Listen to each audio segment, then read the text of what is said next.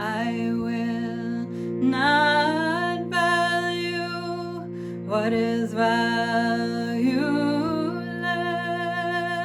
I will not value what is valueless.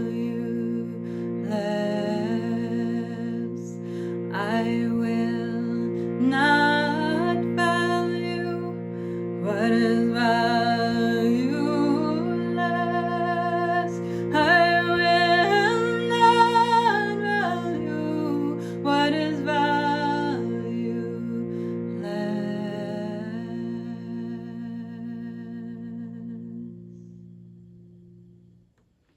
Dear Divine Ones, welcome back to Miracle Mantras. I'm Kiran Jot. I'll be reading today's lesson for you, singing this mantra with you again so that you can sing it and carry it with you throughout your day.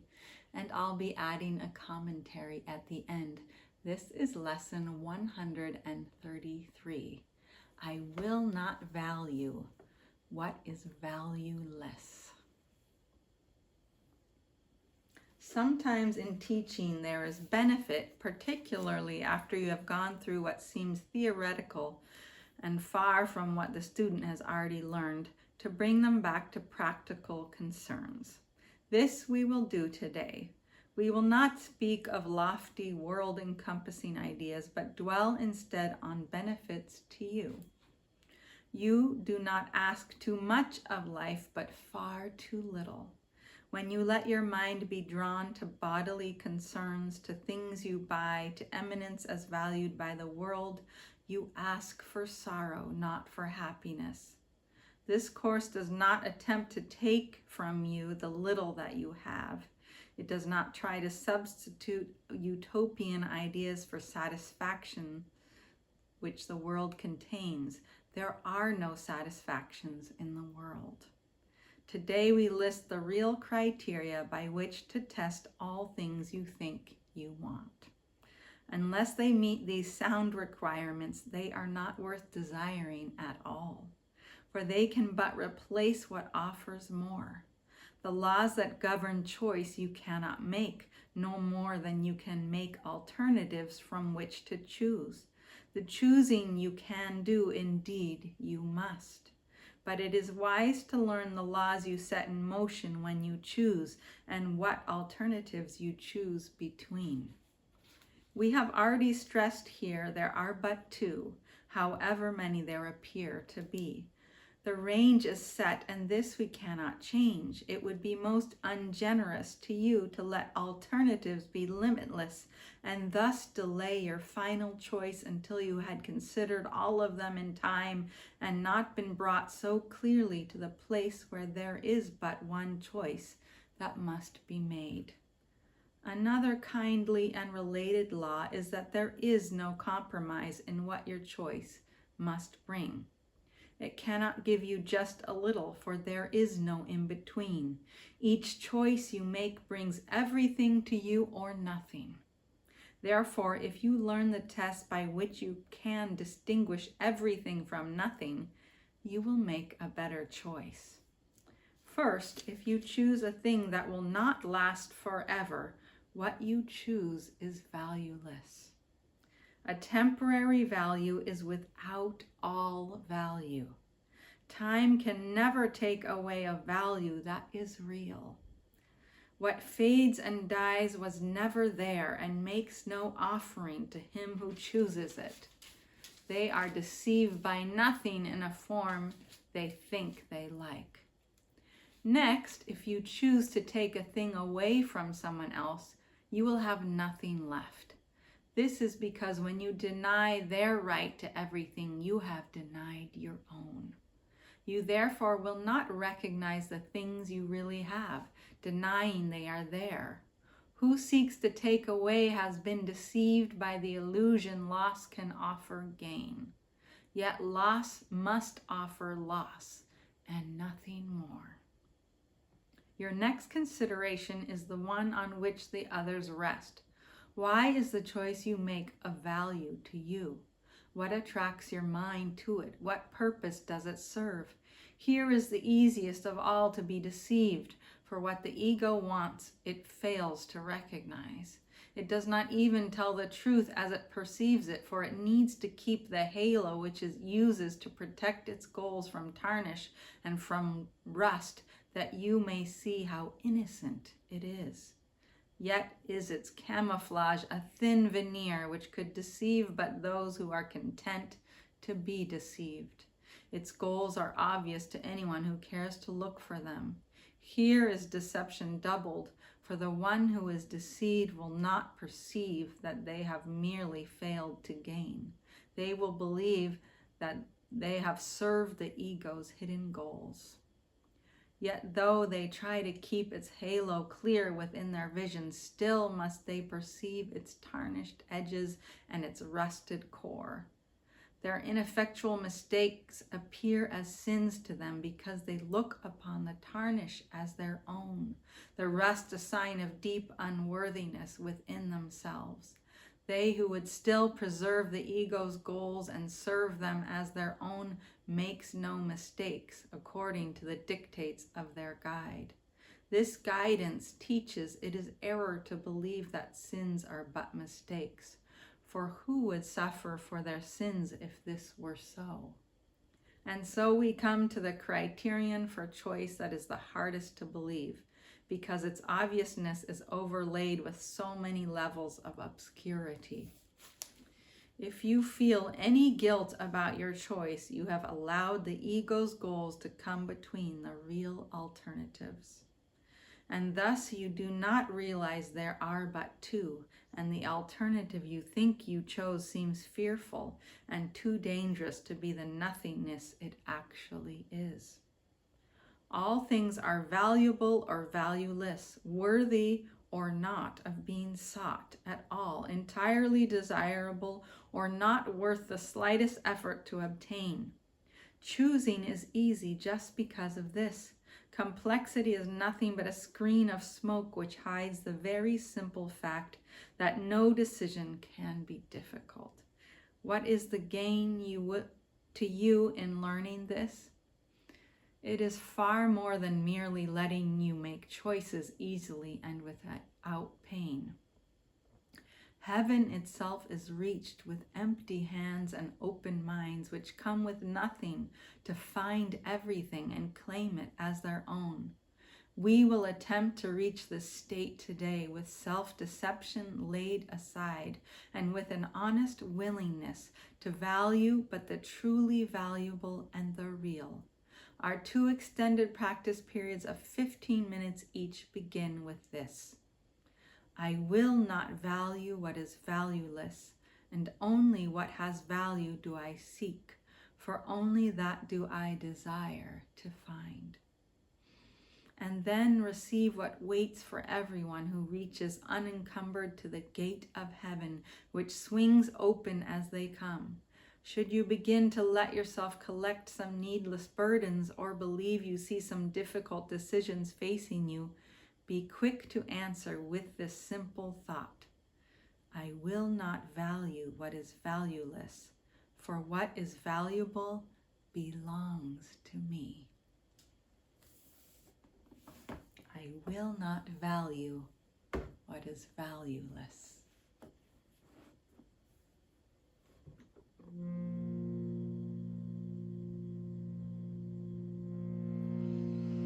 I will not value what is valueless. I will not value what is valueless. I will not value what is valueless. I will not value what is valueless. I will not value what is valueless. I will not value what is valueless. I will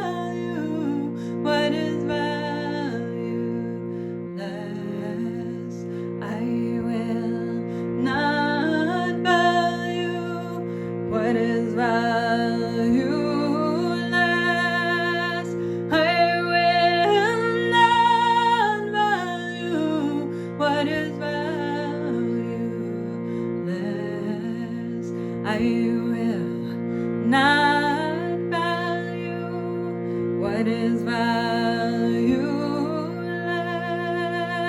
I will not value what is valueless. I will not value what is valueless. I will not value what is valueless. I will not value what is valueless.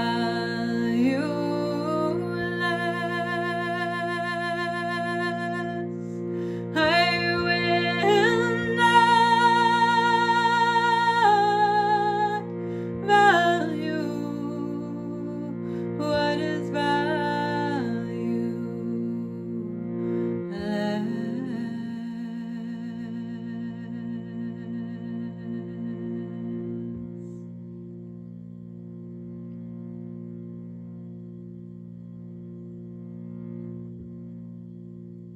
So we have our criterion to make our decision and our choice of what to value here.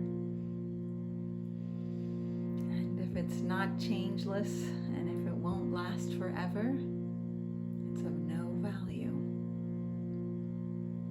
So that takes everything here that we normally value, that our ad agencies work so duplicitously to convince us. The whole structure, especially in the Western world, especially in the United States, is built on consumerism, right? That's what keeps it going. And so everything, every turn we make, everything we see is telling us to value something. But if we are to use this criterion, then everything that we've been told to value, almost everything, has no value. So let's take a deep breath and look at everything again.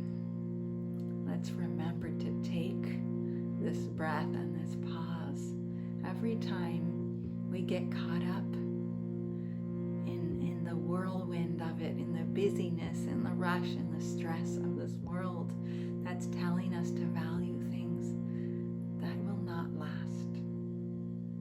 Let's look into what will last. So anything that has form will not last, right? Everything here in this world is living and dying and regenerating and decaying and composting, right? So what are the things that will last? Our inspirations, the joy we feel in the moment of creativity, perhaps a song that comes to us that could be sung by others long after we're gone, perhaps a piece of art, but most importantly, the love that we've shared. You can feel it, but you can't touch it or see it. So these are the things we need to be aware of. These are the things that will be of lasting value evermore. The love that we've shared, the love that we've given completely selflessly, because we understand there is no separate self. So when we give love, we receive love. Let us remember what has value and stop wasting our time thinking about the past, planning for the future, and how to get more of those things that don't have any value. Let us come to this present moment and know the value in it,